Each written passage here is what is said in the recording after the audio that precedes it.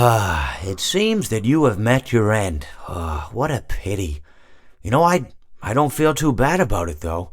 After all, if it weren't me, it would have just been one of the others, I guess.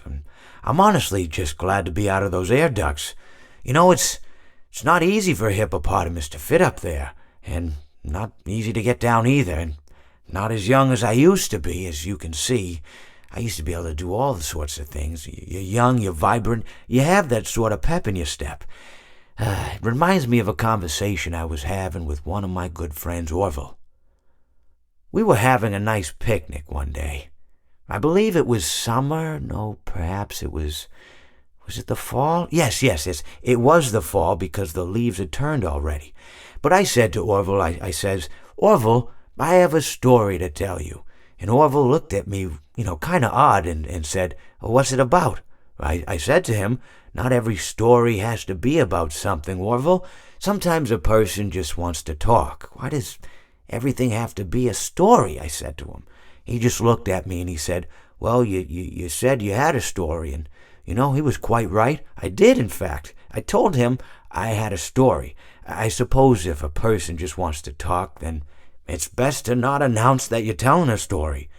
Telling a story does come with its own pressures and expectations, I suppose. After all, if you're just talking to a friend, then there's no more expectations than if you were talking into the wind.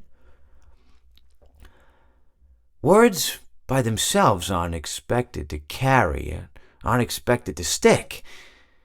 But if you announce you're telling a story, well then, there'd better be a point to it all, No one wants to sit and listen to someone ramble on and on and on with absolutely no end in sight.